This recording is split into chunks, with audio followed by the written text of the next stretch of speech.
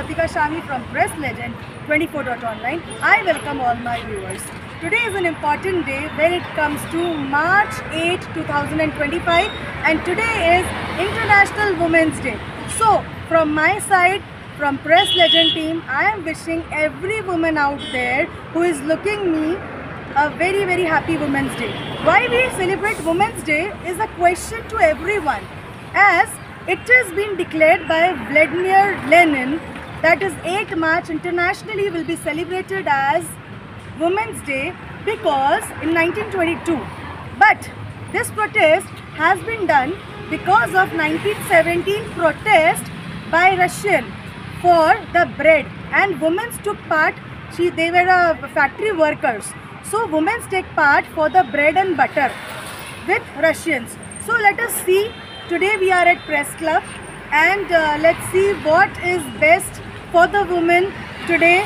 So be with me, like a channel, subscribe, press the bell icon. With cameraman Vivek, I am Latika Shami for Press Legend 24.online. Thank you so much. Very good evening to you. This is Latika Shami from Press Legend 24.online. I welcome all my viewers.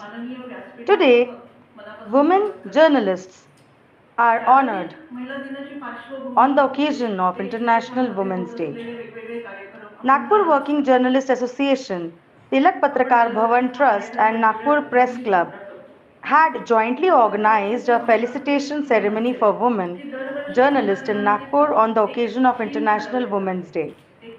The event was held on Press Club Civil Lines at around 5 p.m. The program had been presided over by Asha Godbole Karlekar, Director of the South Central Zone Cultural Center, while the special guest for the event will be Suvarna Pandey, Director of Maharashtra Accounts and Finance Services.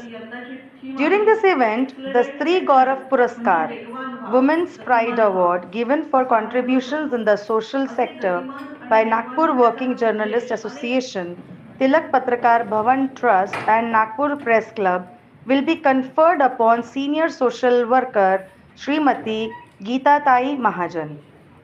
Additionally, the Journalist of the Year Award, instituted in memory of Mrs. Shobha Vinod, wife of senior editor S. N. Vinod, will be presented to Asavari Shinolikar, deputy editor of Hitwada. The women journalists being honored at the event include Shrutika Zhade, UCN, Vandana Soni, Dainik Bhaskar, Pragati Khandelwal, Times of India, Minakshi Bangali, Hitwada, Mrs. Sharda Shripad Aparajit, journalist's wife, Pradeep Kumar Mehta, President of Tilak Patrakar Bhavan Trust and Press Club, Brahm Shankar Tripathi, President of Nagpur Working Journalist Association and Secretary of Press Club, and Shirish Borkar, General Secretary of Tilak Patrakar Bhavan and Nagpur Working Journalist Association have urged people to attend this program. Even this huge program had taken place in a well-mannered, with the dignified understanding of Women's Day, which is International Women's Day. So be with us, like a channel, subscribe, press the bell icon, and just see the report of Latika Shami. Thank you so much. क्षेत्र सांस्कृतिक केंद्राच्या director आहेत. मात्र ही त्यांची ओळख अतिशय अपुरी आणि एवढ्यावरच थांबत नाही. त्यांची एक प्रमुख ओळख म्हणजे त्या प्रसिद्ध कथक नृत्यांगना व नाट्यकलावंत आहेत.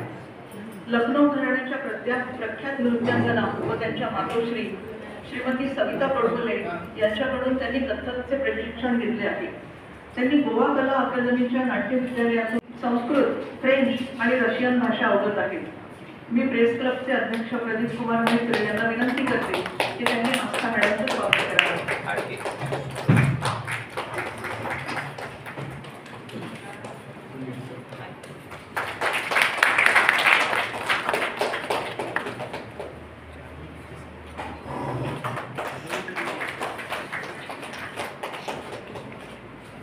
धन्यवाद सर.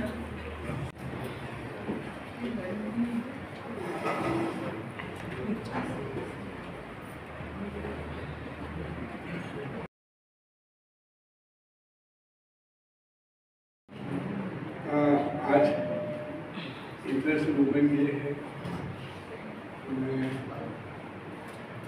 तमाम पत्रकार की तरफ से, प्रेस क्लब की तरफ से, पत्रकार भवन की तरफ से सबको शुभकामना देता हूँ। आज हमारी इस छोटा सा प्रोग्राम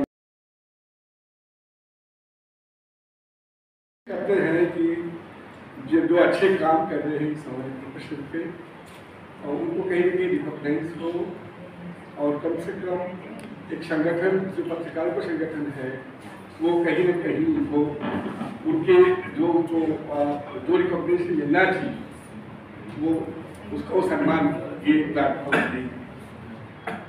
उसके साथ साथ हमने पिछले 3-4 सालों से हमने एक ऐसा किया कि एक women journalist of the year, उसके साथ साथ हम ये समाज में जिनका उल्लेखनीय योगदान है उनको भी मुझे लगता है कि इस पर डिस्प्यूट भी नहीं होना चाहिए कि मैं हमने ऐसे शख्सियत को यहाँ सम्मान किए थे। उसके बाद उन पर तैयारी कर दी और काफ़ी बिजनेस मिसरा भी था। इस बार हम मिसेस महाजन को कर रहे हैं। ये एक मुझे लगता है कि आज का प्लेटफॉर्म इस प्रकार का है कि ये अद्भुत है, जिसमें हमारे सुवर्णा जो है वो फाइनल से जुड़ा हुआ है। हमारे आस्था जी ये कल्चर आर्ट इससे जुड़ा हुआ है, और हमारे जो साथी है, महिला साथी है, वो लेखनी से जुड़ा हुआ है। फाइनेंस, आर्ट, कल्चर और लेखनी, इसका अद्भुत संगम आज है। और साथ में इस बार सबसे और एक अच्छी चीज़ है कि एक संघर्ष का भी कहीं ना कहीं रिफ्लेक्शन है। जब हम मिसेस महाजन को हम आज उनको जब पुरस्कार दे रहे हैं, मिसेस महाजन मुझे लगता है कि पिछले 4 दशक से, उससे ज़्यादा हो दशक से महिलाओं का इशूज़ और सभी लोगों का, पर्टिकुलरली वर्किंग क्लास मूवमेंट, मुझे लगता है कि इसको मैं सैल्यूट करता हूँ कि कहीं ना कहीं एक होप है, वो होप को उन्होंने कहीं ना कहीं बरकरार रखी। इसलिए उनको साधुवाद। आप सब लोग आए छोटा सा प्रोग्राम सक्सेस करने के लिए, आपको धन्यवाद। Thank you.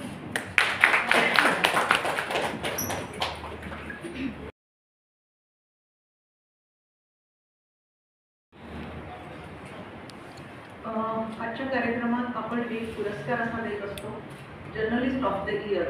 हा पुरस्कार ज्यांच्यातर्फे दिला जात आहे ते नागपुरातील ज्येष्ठ संपादक श्री S.N. विनोद सर, मी त्यांना 2 मिनिटांचं मनोगत व्यक्त करण्यासाठी आमंत्रित करते।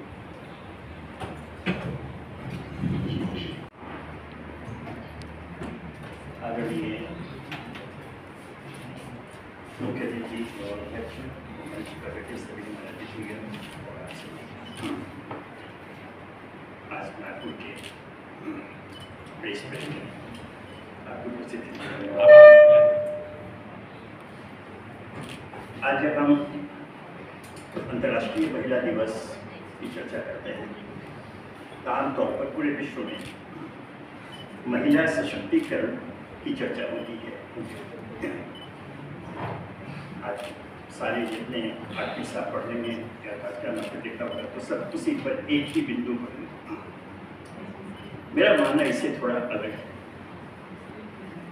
महिलाओं के सशक्तिकरण में वृद्धि हो ठीक है, लेकिन अब उनकी, मैं समझता हूँ उनको इसकी आवश्यकता नहीं है। वो बहुत आगे जा चुकी है, बहुत पीछे छोड़ चुकी है पुरुष समाज को। पहले जो जमाना था जब कहा जाता था पुरुष प्रधान देश है, अब वो जमाना खत्म हो गया। अब बात बराबरी की आई है, और कुछ मामलों में, और विशेषकर अभी जिस मंच पर हम हैं, जिस विषय पर पत्रकारिता के क्षेत्र में महिलाएं इतना आगे बढ़ चुकी हैं कि अब वो एक आदर्श के रूप में स्थापित हो रही हैं। शुरुआत बहुत पहले हो चुकी थी। आप 1890 में जब पहली पत्रिका निकली थी भारत भगिनी, तो हेमंत कुमारी चौधरी उसकी पहले संपादक बनी थी। जन्म लाहौर में हुआ था, और उस समय से एक परंपरा चली आ रही है। और आज भी निर्भीक पत्रकारिता की जब चर्चा चलती है और विश्वसनीयता की बात होती है तो एक नाम सामने आता है, बरखा दत्त। हिंदुस्तान पाकिस्तान के युद्ध के समय जो उनको रिपोर्टिंग थी, आज मिसाल है, कोई नहीं कर रहा। पूरे विश्व में एक मिसाल के रूप में आती है, वो बरखा दत्त का नाम लिया जाता है।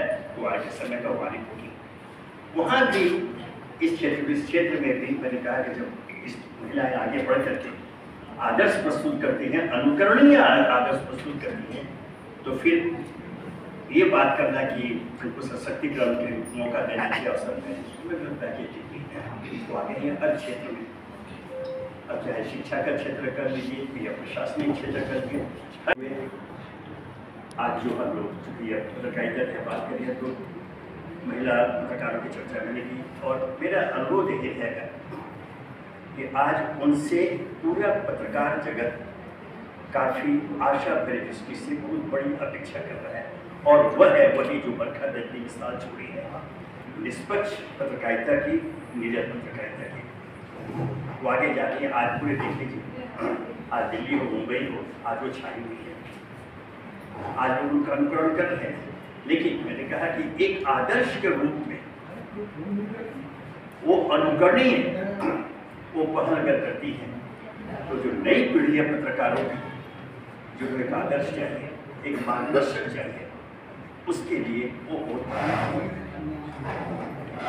अब एक समय था इसमें कहा कि पत्रकारिता से लोग अलग करते थे, पत्रकारिता को लोग कहते हैं ये तो एक पेशा है, पेशे को दूसरे रूप में देखा जाता है। मैंने शुरू से मैं दिल्ली में तय करते कि पेशा तो है, लेकिन इसके ऊपर एक शब्द लगा हुआ है पवित्र। यह पेशा है लेकिन एक पवित्र पेशा है, इनसे अपेक्षाएं दूसरी है। आपका जो कर्तव्य निष्पादन होगा इस आधार पर वो कुछ इस रूप में होगा कि न केवल पत्रकारिता बल्कि पूरे समाज को हर क्षेत्र में एक मार्गदर्शक की भूमिका है। इसलिए हमारे जितने लोग हैं अभी उनसे यही बात करें कि नई पीढ़ी को इतनी सशक्त बना दें कि आने वाले दिनों में जो आज की पीढ़ी को जो अपेक्षा है समाज के मार्गदर्शन के, देश के मार्गदर्शन के हर क्षेत्र में, उसमें एक आदर्श मार्गदर्शक की भूमिका में पूरा स्थान है। मैंने कहा फिर दोहराना पड़ेगा कि पत्रकारिता एक पेशा है लेकिन पवित्र पेशा है, और क्योंकि इसका प्रभाव समाज के हर वर्ग पर, हर क्षेत्र में पड़ता है, इससे उनका दायित्व तो और बढ़ जाता है।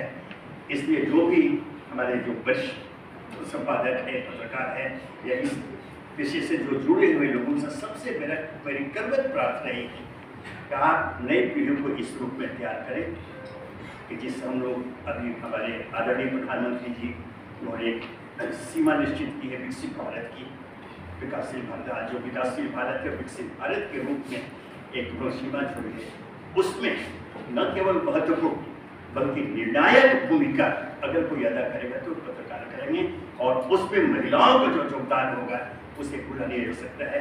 यह एक बहुत बड़ी चुनौती है हमारे महिला समाज को लेकर, और जो पत्रकारिता में जो महिलाएं हैं उनके सामने है कि उनको एक आदर्श स्थापित करते हुए विकसित राष्ट्र के सपने पूरा करने में उनका योगदान महत्वपूर्ण होगा।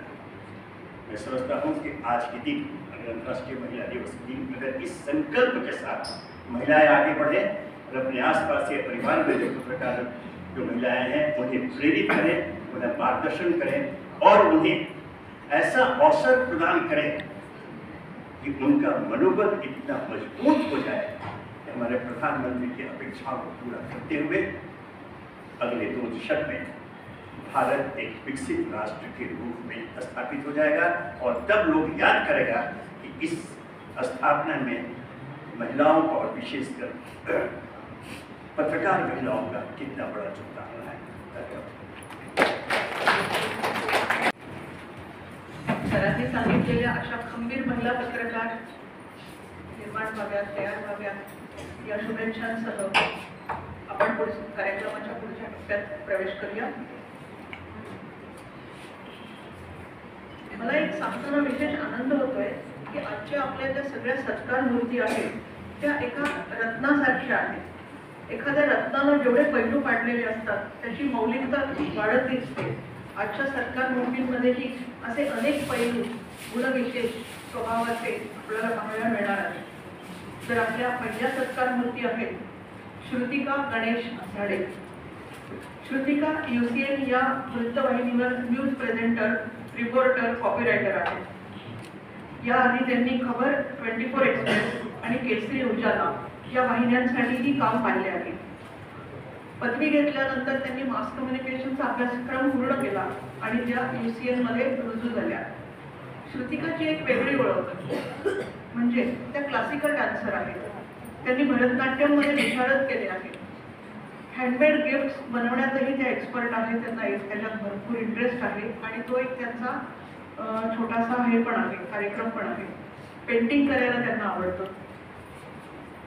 आणि म्हणजे ही माझी माहिती आहे की आपल्या नागपुरात पत्रकारितेचा पाया रोवलेले आणि थेट दिल्लीत झेंडा रोवलेले ज्येष्ठ पत्रकार, संपादक विकास झाडे हे श्रुतिकाचे काका आहेत. म्हणजे कुठेतरी एक परंपरा पत्रकारितेची त्या पुढे नेत आहेत. मी श्रुतिकाला आमंत्रित करते आणि सुवर्णा पांडे मॅडम यांना विनंती करते की त्यांनी श्रुतिकाचा गौरव करा.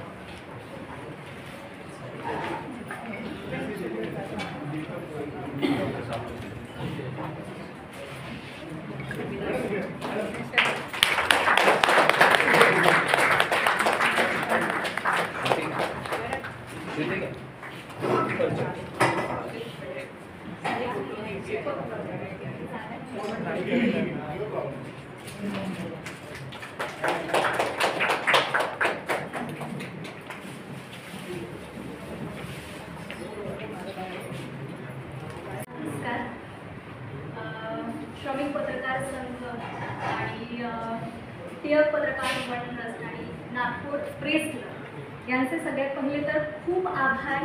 त्यांनी मला हा सन्मान दिला आणि एक महिला म्हणून मला खरं तर फार अभिमान वाटतो. खरं तर सन्मान हा प्रत्येकालाच हवा असतो, कारण सन्मानाने एक इंडिव्हिज्युअल पर्सनॅलिटी ग्रो होतच असते, पण सोबतच त्या व्यक्तीची समाजात जी आहे ती एक इमेज सुद्धा वाढत असते. आणि हा सन्मान जेव्हा एखाद्या महिलेला मिळतो तेव्हा फक्त त्या महिलेपुरतीच तो सीमित राहतो, तर तो त्या समाजात बदलाचा ते प्रतीक बनतो. आणि आज महिला दिनाच्या निमित्ताने हा सन्मान मिळतो. खरं तर महिला या ज्या आहेत या सगळ्यांना बांधून ठेवतात. त्या सगळ्या नात्यांना एका माळेत ओढून ठेवणारा धागा म्हणजे महिला असते. आणि आपण म्हणतो की महिला या प्रत्येक क्षेत्रात समोर आहेत, पुरुषांच्या खांद्याशी खांदा मिळवून त्या प्रगती करत आहेत आणि त्यांना समान संधी मिळते. पण आय गेस संघर्ष हा कमी होत नाही आणि खरा सन्मान हा त्यांच्या संघर्षाचा व्हायला हवा. आणि हा एक दिवस, एक आठवडा, एक महिना एवढाच मर्यादित न राहता तो रोज व्हायला हवा, प्रत्येक पावलावर व्हायला हवं. आता तुम्ही म्हणाल की रोज व्हायला हवा, तर रोज काय त्यांना वेगवेगळी भेटवस्तू द्यायची का रोज? तर असं काही नाही आहे. आपण अगदी छोट्या छोट्या गोष्टींनी त्यांना सन्मान करू शकतो. आणि दुसऱ्यांचं कशाला घ्यायचं, आपण आपल्या कुटुंबाचंच उदाहरण घेऊया. आपली वंदना यांनी हिंदी साहित्यात MA आणि MPhil केले आहे. 5 गोल्ड मेडल्स जिंकून त्यांनी आपला मास कम्युनिकेशनचा अभ्यासक्रम पूर्ण केला आहे. असा विक्रम करणाऱ्या त्या पहिल्याच हिंदी भाषिक विद्यार्थिनी ठरल्या आहेत. सध्या त्या PhD करत आहेत. भास्कर या वृत्तपत्रात त्यांनी अनेक मोठ्या जबाबदाऱ्या पार पाडलेल्या असून मनोरंजन या पानाची जबाबदारी जेव्हा त्या सांभाळत होत्या तेव्हा त्यांनी 200हून अधिक सेलिब्रिटीजच्या मुलाखती घेतलेल्या आहेत. येथे त्यांनी बाल भास्करचंही काम केलेले आहे. विशेष म्हणजे भारतीय लष्करातर्फे महिला पत्रकारांसाठी जेव्हा जम्मू काश्मीर दौरा आयोजित केला त्यात सहभागी झाल्या होत्या आणि तिथलं रिपोर्टिंग त्यांनी खूप सुंदर केलेलं आहे. वुमन भास्करमध्ये त्यांचे अनेक लेख प्रकाशित झाले आहेत. 2010 मध्ये त्यांना उत्कृष्ट पत्रकारितेचा पुरस्कार प्राप्त झाला आहे. पत्रकारितेच्या व्यतिरिक्तची एक पर्सनॅलिटी असते आपली, ती पण खूप महत्त्वाची असते. पत्रकारितेच्या व्यतिरिक्त वंदनाबाबत मला आपण देखील म्हणू शकते वंदनाला. त्यांना पाळीव प्राण्यांचा खूप लळा आहे. त्यांची एक स्वप्न आहे की तरुण मुली किंवा स्त्रिया यांना राहण्याची नागपुरात एक निवासी भवन उभं करावं आणि अशा तरुण मुली की ज्यांना नागपुरात राहायला जागा नाही आहे, त्या अफोर्ड करू शकत नाही एखादं हॉटेल, अशांना आपण राहण्यासाठी एक छोटंसं घर असावं असं त्यांचं स्वप्न आहे. मी वंदना सोनी यांना आमंत्रित करते आणि आस्था गोडबोले कार्लेकर मॅडमला विनंती करते की त्यांनी वंदना सोनी यांना सन्मानित करावं.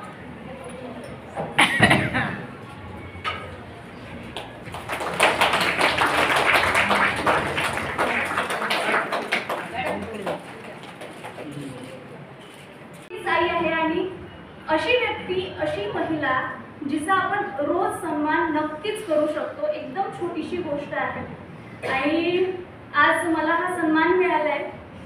हा सन्मान खरं तर माझ्या कामाचा आहे. हा सन्मान माझ्या एकटीचा नाही आहे, कारण या सन्मानाचे खूप सारे भागीदार आहेत. हा सन्मान माझ्या कुटुंबाचा आहे, ज्यांनी प्रत्येक निर्णयात माझी साथ दिली. हा सन्मान माझ्या शाळेच्या शिक्षकांचा आहे, ज्यांनी मला घडवलं. हा सन्मान माझ्या UCN न्यूज चॅनल्स आहे, जिथे मी काम करते. सगळे डायरेक्टर्स, मुख्य संपादक आणि सगळे माझे सिनियर्स, सगळे प्रत्येक ती व्यक्ती ज्यांच्याकडनं मी काही ना काहीतरी शिकलेली आहे. आणि हा सन्मान प्रेक्षकांचा आहे, जे मला रोज बघतात, ज्यांना मला बघायला आवडतं. हा सन्मान प्रत्येक त्या बस ड्रायव्हरचा आहे, जे मला रोज अगदी न चुकता वेळेवर घर ते ऑफिस आणि ऑफिस ते घर अगदी सुरक्षितपणे सोडतात. हा सन्मान त्या प्रत्येक महिलेचा आहे, ज्यांच्याकडे बघून मला काम करायची प्रेरणा मिळते. खरं तर सकाळी मी एक कविता वाचली, ती तुमच्यासमोर सादर करते आणि अगदी थोड्याच वेळात संपवते, जास्त वेळ घेणार नाही तुमचा.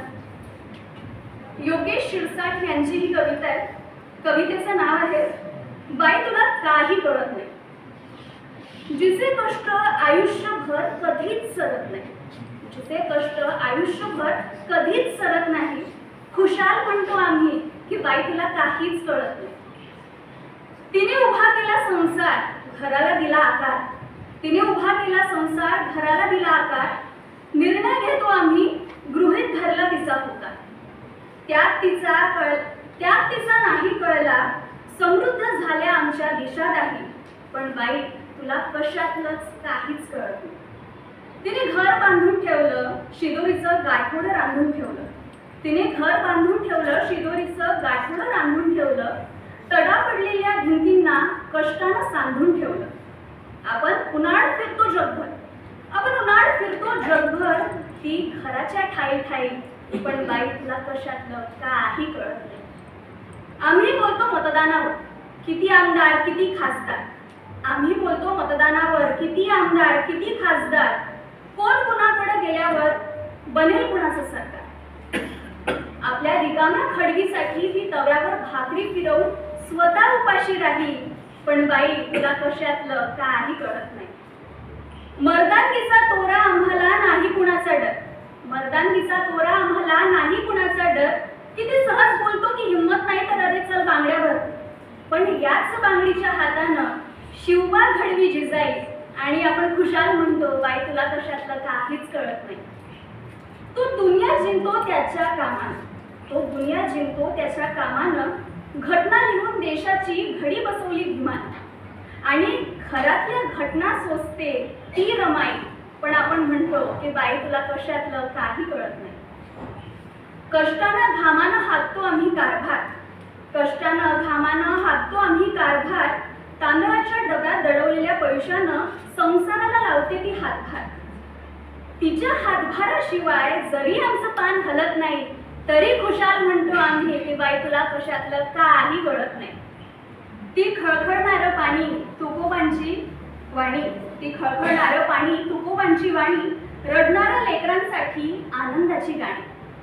वेळ पडली तर लेकरू पाठीशी बांधून लढणारी झाशीची राणी. वेळ पडली तर लेकरू पाठीशी बांधून लढणारी झाशीची राणी. तिच्याशिवाय जगणं नाही हेच आम्हाला वळत नाही, तरी खुशाल म्हणतो आम्ही की बाई तुला कसलं काहीच कळत नाही. पण कसं म्हणू की बाई तुला कशातलं काहीच कळत नाही. कसं म्हणू की बाई तुला कशातलं काहीच कळत नाही. पुन्हा एकदा प्रेस क्लबचे खूप खूप आभार की त्यांनी मला हा सन्मान दिला आणि सगळ्या सन्मान प्राप्त करणाऱ्या सगळ्या महिला पत्रकारांना खूप अभिनंदन आणि महिला संघर्षाला सलाम. धन्यवाद.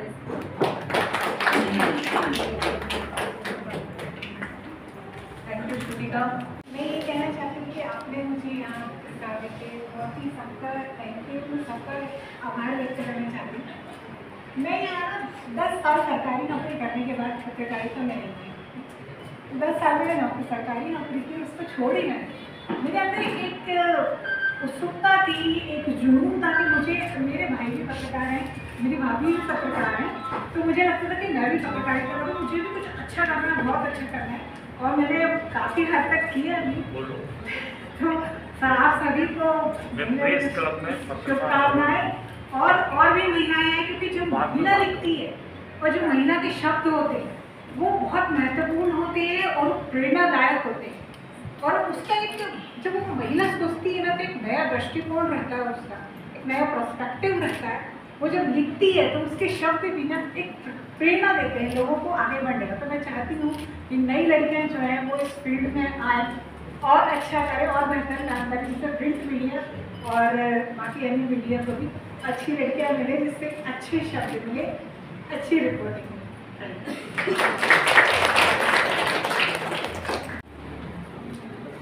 एखाद्या पत्रकाराच्या आयुष्यातला आनंदाचा आणि महत्त्वाचा क्षण कोणता असं जर आपण म्हटलं तर त्याचं उत्तर आहे त्याच्या स्टोरीला मिळालेला प्रतिसाद. पत्रकाराच्या आयुष्यातला तो फार आनंदाचा क्षण असतो की त्याच्या स्टोरीला वाचकांकडनं किंवा दुसऱ्या समाजाकडनं उत्तर मिळतं. एखादा पत्रकार जेव्हा स्टोरी लिहितो तेव्हा त्याच्या मनात त्याने मांडलेला प्रश्न, परिस्थितीवर तोडगा निघावा हाच एक उद्देश असतो. त्याच इराद्याने तो जीव ओतून ही स्टोरी लिहित असतो. अशा स्टोरीला जेव्हा वाचक, अशा स्टोरीचे जेव्हा वाचक कौतुक करतात, हा एक वेगळा भाग झाला. त्यावर प्रशासनाने केलेली कारवाई हा सुद्धा एक वेगळा मुद्दा झाला. मात्र त्या स्टोरीशी निगडीत असलेल्या पीडित व्यक्ती त्यांच्या आयुष्यातल्या पुढील अडचणींसाठी सुद्धा जेव्हा त्या पत्रकाराला फोन करतात आणि त्याला विनंती करतात, तो त्या पत्रकाराच्या आयुष्यातला एक वेगळा विलक्षण असा भाग म्हणतो. त्याच्यासाठी तो एक वेगळं समाधानाचं क्षण असतो. अशा स्टोरी लिहिणाऱ्या आणि असा प्रतिसाद लाभलेल्या आपल्या पुढच्या सत्कार मूर्ती आहेत प्रगती खंडेलवाल. प्रगती खंडेलवाल आचार्य या टाइम्स ऑफ इंडियामध्ये ज्येष्ठ पत्रकार आहेत. त्यांनी BCom केल्यानंतर मास कम्युनिकेशनला ॲडमिशन घेतली आणि आपल्या प्रगती या नावाला सार्थ करीत पत्रकारितेच्या क्षेत्रात आपली प्रगती सुरू केली. 2005 मध्ये त्या लोकमत टाइम्समध्ये जॉईन झाल्या. पुढे 2008 मध्ये त्या टाइम्स ऑफ इंडिया दाखल झाल्या. सध्या त्या तेथे नेशन डेस्कची जबाबदारी पाहत आहेत. प्रगती यांनी अनेक एज्युकेशनल स्टोरीज केल्या आहेत. बॉलिवूडमधील सेलिब्रिटीजच्या मुलाखती घेतल्या आहेत. मगाशी मी जसं म्हटलं, एक स्टोरी ही पत्रकाराच्या आयुष्यात महत्त्वाची असते. प्रगती यांनी एक स्टोरी केली होती जेव्हा ST कामगारांचा संप चालू होता, बराच प्रदीर्घ संप होता. त्या काळात प्रगती यांनी त्यांच्या मुलाखती घेतल्या आणि एक स्टोरी लिहिली. ती स्टोरी बरीच गाजली होती. त्या कर्मचाऱ्यांना प्रगती मॅडमच्या त्या स्टोरीमध्ये इतका दिलासा, इतका विश्वास वाटला की पुढेही नंतर ते फोन करत राहिले आणि त्यांना आपल्या अडचणी कळवत राहिले. प्रगती यांना नृत्यकलेची आवड आहे. त्यांना कथ्थक शिकायचं आहे. त्यांचे पती समरेश आचार्य हेही टाइम्स ऑफ इंडियात आहेत. मी प्रगती यांना पुरस्कारासाठी आमंत्रित करते आणि सुवर्णा पांडे मॅडमना विनंती करते की त्यांनी प्रगतीला पुरस्कृत करावे.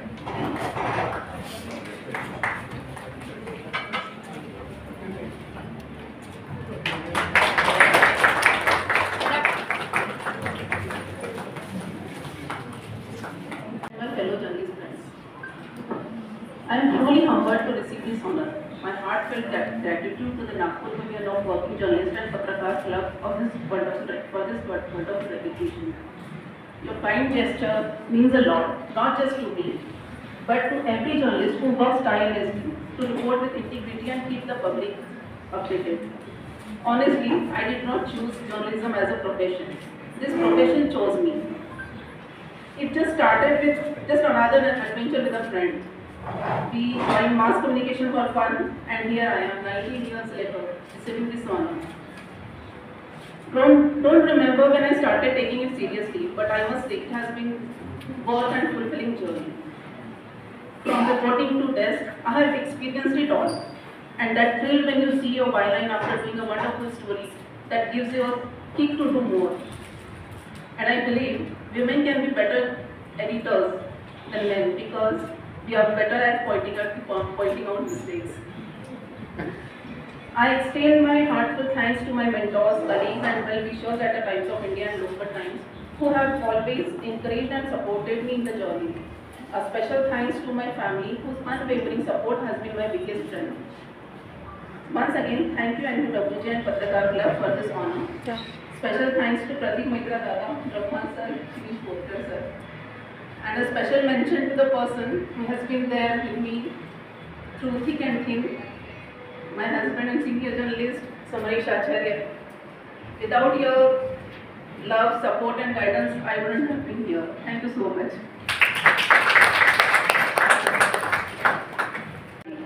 मीनाक्षी या हितवाद वृत्तपत्रात सब एडिटर या पदावर गेल्या 13 वर्ष. मीनाक्षी यांना हे क्षेत्र आवडले आणि त्या इथे रमल्या. आपल्या आयुष्याला व करिअरला योग्य दिशा मिळाल्यासारखं वाटल्याचं त्या म्हणतात. इथे रोजच काहीतरी नवीन शिकायला मिळतं, नवीन माहिती कळते. त्यांना संगीत आणि प्रवासाची आवड आहे. मी आमंत्रित करते मीनाक्षी बंगाली यांना आणि विनंती करते आस्था गोडबोले काकलेकर मॅडमना की त्यांनी मीनाक्षी यांना सन्मानित करावं.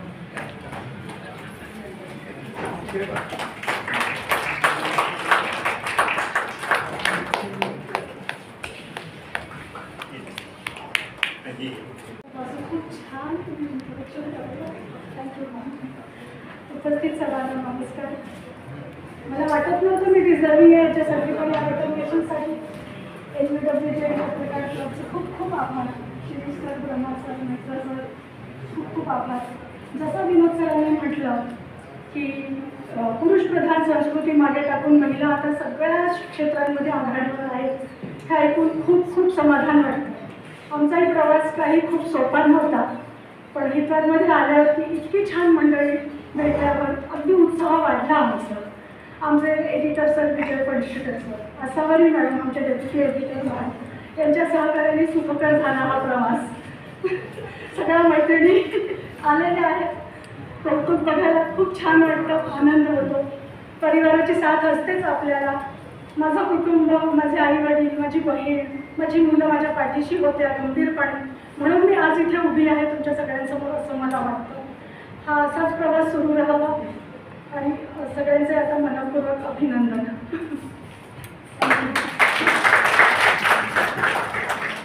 थँक्यू मीनाक्षी. यांना पुरस्कार स्वीकारण्यासाठी मी आमंत्रित करते आणि आस्था आणि सुवर्ण मॅडमला विनंती करते की त्यांनी शांता यांना सन्मानित करावं.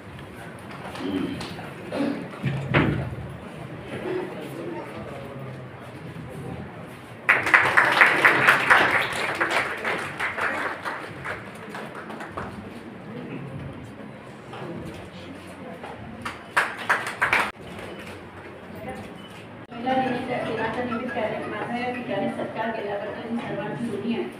ज्येष्ठ पत्रकार भगिनींच्या सोबत हा सत्कार झाल्याने फार आनंद होतो आहे. माझ्या घरी पत्रकारितेचे वातावरण आहे.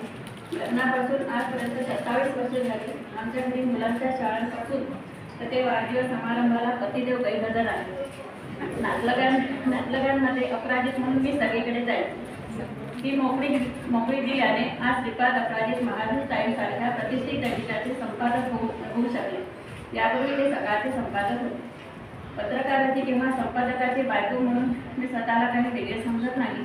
फार मी त्याग केला असेही मला म्हणायचे नाही. मात्र जगात कोणत्याही गटाला अन्याय झाला की बातमी छापायचा अधिकार आहे. पत्रकारांवर होणाऱ्या अन्यायाची बातमी कुठे छापून येत नाही. समाजात अनेक महारथी आहेत जे पत्रकारांनाही जुमानत नाहीत. त्यांच्या विरोधात सत्कार करून प्रेस क्लबने मला एका अर्थाने सामान्याची दखल घेतली आहे. माझ्या एक्झिबिशनमध्ये मी दलित, मुस्लिम, अल्पबचत गटांच्या गरीब महिलांना प्राधान्य देत असते, त्यांना मदत करीत असते. माझा संकल्प आजच्या सत्काराने अधिक दृढ झाला आहे. तुम्ही केलेला हा सन्मान मी आयुष्यभरात लक्षात ठेवेन, कारण तो माझ्या नवऱ्याच्या प्रोफेशनमध्ये असलेल्यांनी केलेला गौरव आहे. शारदा श्रीपाद अपराजित म्हणून सगळ्यांना धन्यवाद शारदा. श्रीमती शोभा विनोद यांच्या स्मृतीप्रित्यर्थ विनोद सरांनी जर्नलिस्ट ऑफ द इयर हा एक पुरस्कारची आणि कर्तृत्वाची ओळख पटावी यासारखा दुसरा बहुमान नाही. इंग्रजी दैनिकामध्ये पुरवणीच्या जगतामध्ये एकमेव द्वितीय असे नाव आहे आसावरी चळवळीकर. त्या हितवादमध्ये डेप्युटी एडिटर या पदावर आहेत. तब्बल 35 वर्ष त्या पुरवणी विभाग सांभाळत आहे. जवळपास दररोज एका पुरवणीचे संपादन त्या करीत असायच्या. अर्थात कोरोना काळात ते थोडंसं त्यांची पुरवण्या सगळ्याच वृत्तपत्रांच्या कमी झाल्या. आता ते सध्या 5 पुरवण्यांची जबाबदारी पाहत आहेत. हसतमुख, मितभाषी, मनमिळाऊ असे व्यक्तिमत्व लाभलेल्या आसावरी या इतका काळ दीर्घ ही जबाबदारी पेललेल्या महाराष्ट्रातील पहिले आणि एकमेव संपादक असावेत असं मला वाटतं. आपण पत्रकारितेच्या क्षेत्रातील आहोत, त्यामुळे पुरवणीची जबाबदारी किती मोठी असते आपल्या सर्वांना कल्पना आहे. मात्र जे या क्षेत्राशी संबंधित नाही त्यांना मी एक सांगू इच्छिते की पुरवणी तयार करणं हे बाहेरून खूप सोपं वाटतं, पण ते फार आव्हानाचं काम असतं. वेगळ्या विषयांना वाहिलेल्या पुरवण्या तयार करणे हे किती जोखमीचं आणि आव्हानाचं काम आहे तुम्ही याची कल्पना करू शकता. हे काम आपण संपादकांनी दिलेल्या स्वातंत्र्यामुळे पार पडू शकलो असे आसावरी कृतज्ञतेने नमूद करतात. जेव्हा ते या क्षेत्रात आल्या तेव्हा या क्षेत्राची त्यांना अजिबात कल्पनाच नव्हती. मात्र त्यांच्यातील गुण संपादकांनी ओळखले होते आणि त्यांच्यावर जबाबदारी पुरवण्यांची देऊन त्यांनी त्याच जाणीवेतून दिली आणि जी आसावरी यांनी पत्ते करून दाखवली. मी आसावरी मॅडमना आमंत्रित करते आणि SN विनोद सरांना विनंती करते की त्यांनी आसावरी मॅडमना सन्मानित करावं.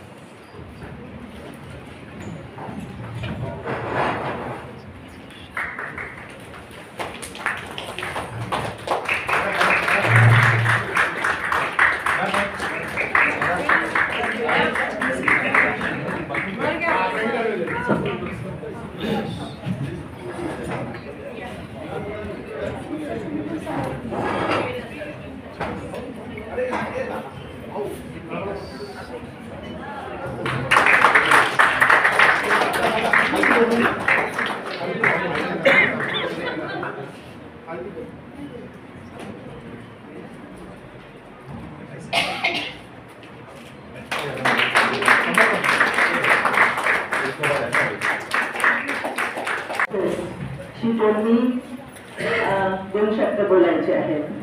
SN विनोद सर को कभी 2 मिनट दिया, मुझे तो 2 शब्द बोलने का बोला. So if you literally translate it to 2 shafts, I think we just say, you would expect me to say thank you and leave the dais. But tell me, how many amongst all of us have stood before a mic and have not left it? There will be some people who are talking for 45 minutes. I'm not going to take that much of time, but then that is what it is. I am not going to say only thank you, because that is going to take more than 2 minutes. Big thank you to the organizing committee for bestowing this honor on me, to Mr. SN Vinod and family for thinking that I am capable of this award. Journalist of the Year award, it has a very nice ring to it. This is testament to the hard work that I have done. But then it's not just, like Shrutika also said, it's not just my work alone. I have an entire team who is working with me. The credit goes to first and foremost the organization with which I have been working, who have given me an absolutely free hand to work. So the credit goes to Mr. Banwarilal Ji Purohit, who is the former governor, who used to look after, he still takes the Hedwad family. Our managing directors, they are the ones who judge you and who give the feedback. So whether you are really capable of being in that position, a little bit of the credit gives me a lot of pleasure, because I know I am reaching out to the youngsters, and this is one sector where where the Hedwad is doing a wonderful job, because we are the ones, I think, in the entire country which is running out, a small A4 size magazine which is going to schools, which is going to homes along with the newspaper. The magazine work, like Varsha said, it's a 24/7 job, because as soon as one magazine comes out, I'm thinking about what to take the next time and the next time, so this all keeps you busy throughout. Like I think like Mrs. Pragati Khandelwal, I am also an accident journalist, I can say. This has never been my dream job. I wanted to continue doing studies. I wanted to do my PhD. Unfortunately, Nagpur did not have the subject when I came here, and accidentally I walked into Hindwad, appeared for an interview, appeared for a exam, and I am what I am in front of you today. They showed great faith in me, immense faith in me. I grew under that tutelage, and I am extremely thankful for the organization and for all my friends and all my colleagues and all my mentors who have had a hand in making me what I am today. And of course, I think the first award that you started, I and Indu were the first ones, and I think this was maybe probably 20 years ago or so. So I and my friend Indu Gola, we were the ones who got the award which the others got, and here I am today after 20 years, getting the Jyeshtha Nagarik, so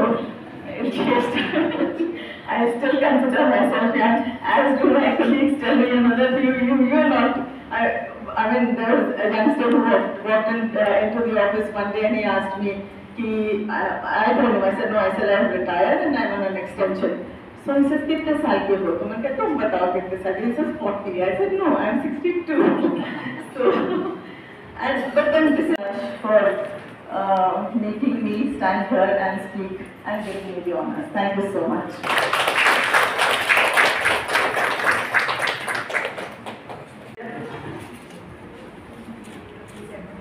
एका महत्त्वाच्या पुरस्काराकडे आपण वळतो आहोत. त्यापूर्वी मला तुम्हाला काही छोटेसे 2-3 प्रश्न विचारायचे. तुम्ही तुमच्या आयुष्याची 50 ते 60 वर्ष समाजकार्यासाठी देऊ शकाल का? अत्यंत खडतर परिस्थितीत, प्रतिकूल वातावरणात, आर्थिक विवंचनेत राहून हाती घेतलेलं काम पूर्ण करणं तुम्हाला शक्य वाटतं का? आणि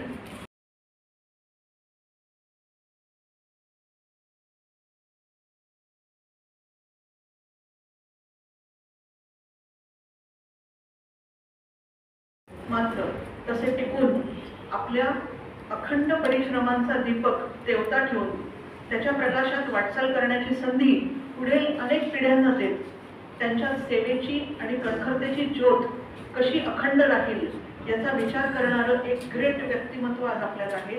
ते आहेत ज्येष्ठ समाजव्रती श्रीमती गीताताई महाजन. आपल्या आजच्या पुढील मला आठवतं ते 1990चं दशक होतं. मराठी चौकात मोठमोठी आंदोलनं व्हायची. त्यात गीताताईंचा कणखर आवाज आणि काटक व्यक्तिमत्व सगळ्यांचं लक्ष वेधून घ्यायचं.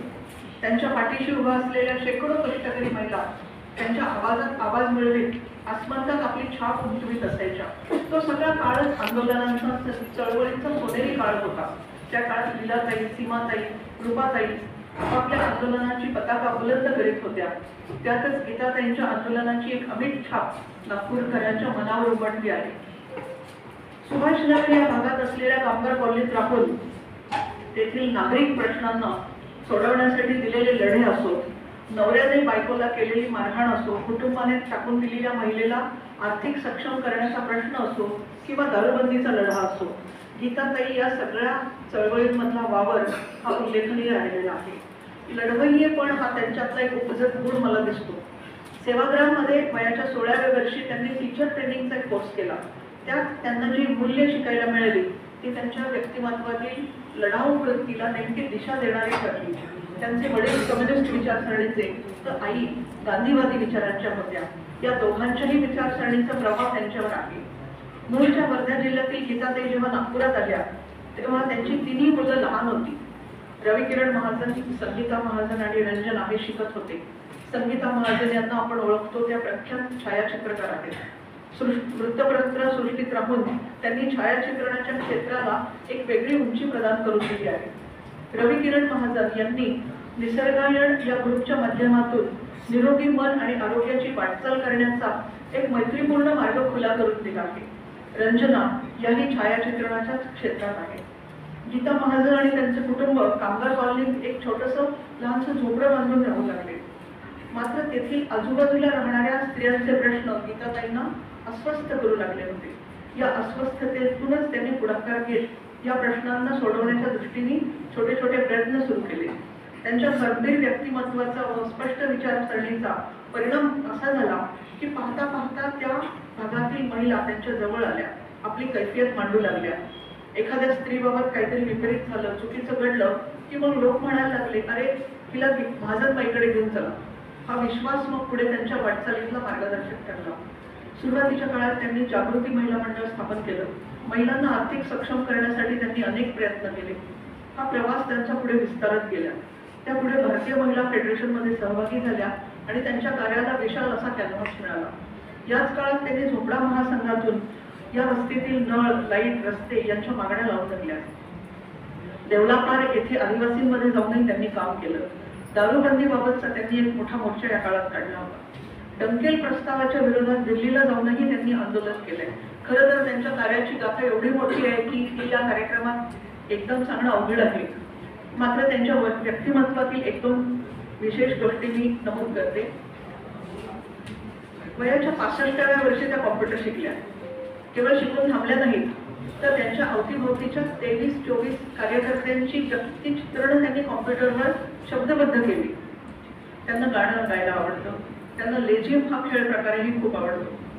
नाशिकच्या एका संस्थेने 2011 साली मानव सेवा पुरस्काराने त्यांना सन्मानित केलं. त्यांचा सन्मान करण्याचं भाग्य आम्हाला यावेळेस लाभलं, याचा आम्हाला आनंद होतोय. अशा विभूती आता जगात आपल्याला पाहायला मिळत आहेत आणि आपण त्यांना जाणून घेऊ शकतो. तेही आपल्यासाठी एक वरदान आपण मानतो.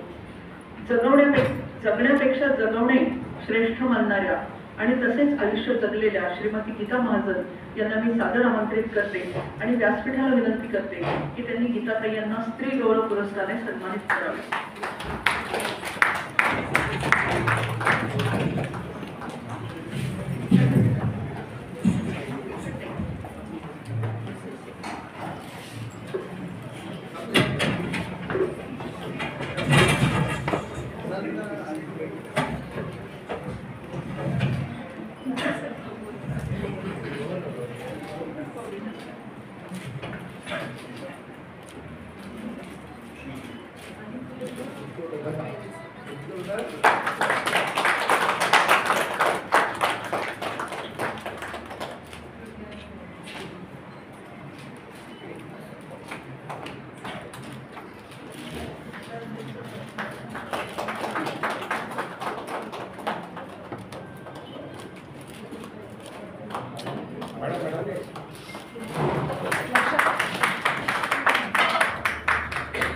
मॅम एक मिनिट.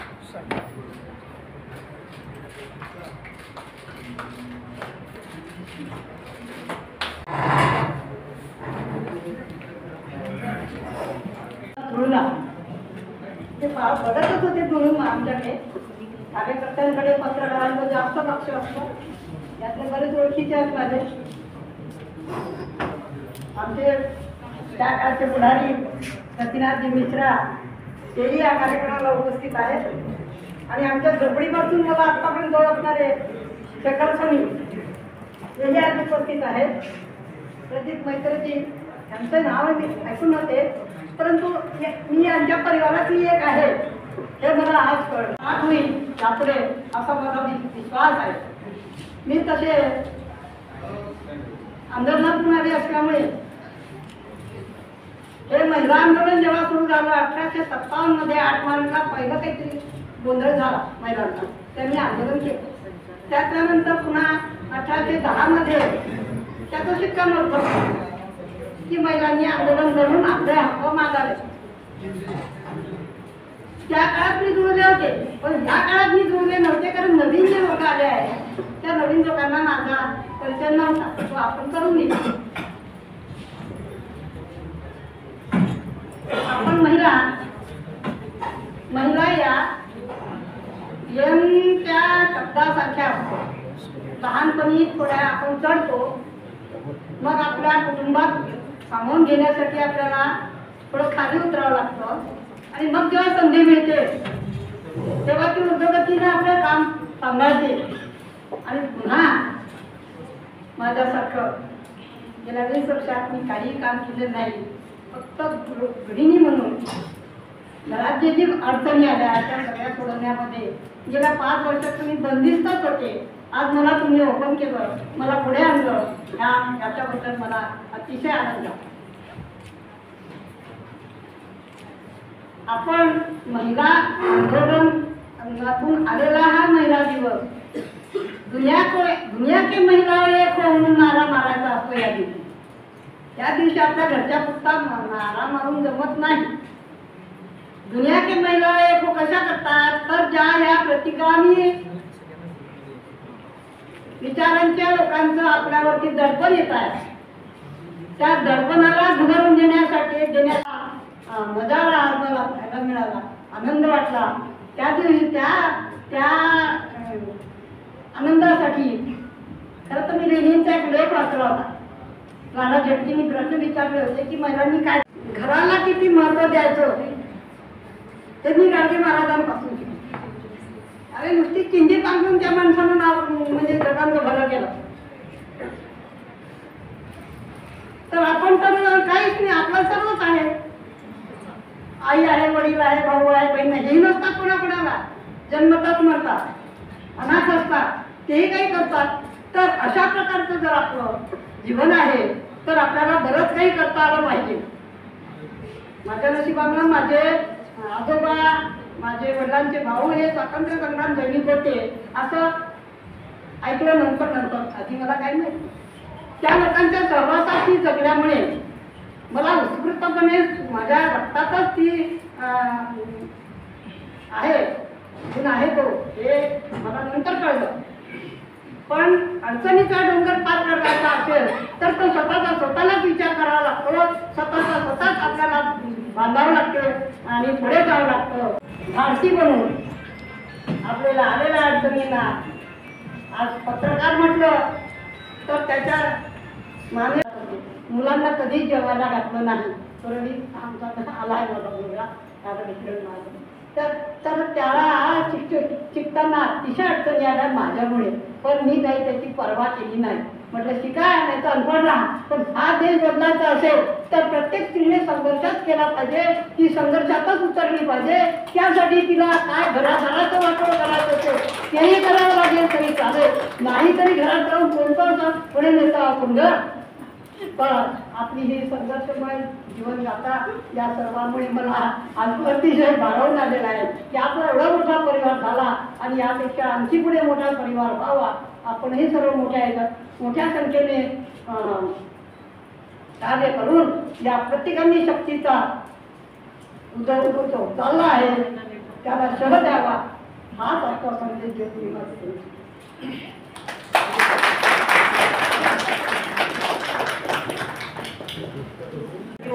आपण कार्यक्रमाच्या समारोपाकडे बोलूया.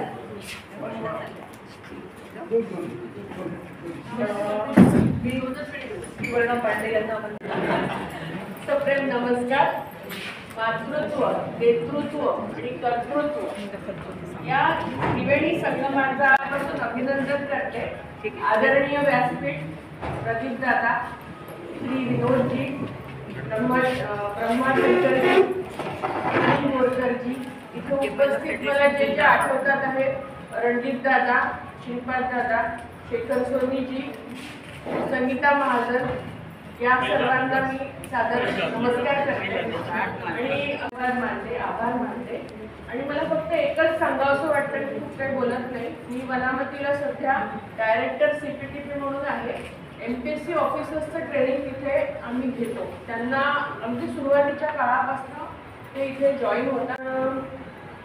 मृणाल नानिवडेकर याच्यानंतर नागपूरच्या पत्रकारितेत मोठं नाव समोर आलेलं नाहीये आणि ते घडायला पाहिजे. आज ज्यांचा सत्कार झाला सगळे यंग आहेत, पण यांना पण आपण घडवायला पाहिजे. याच्याकरता वनामती जसं घडवते अधिकाऱ्यांना, एवढीच माझी इच्छा आहे आणि ते व्हावं याच्याकरता तुम्हाला करणं भाग आहे समोर जाऊन. आणि सगळ्यांना परत एकदा शुभेच्छा देते आणि मी थांबते. माझ्या मुलांनी खूप म्हणे हे बोल ते बोल.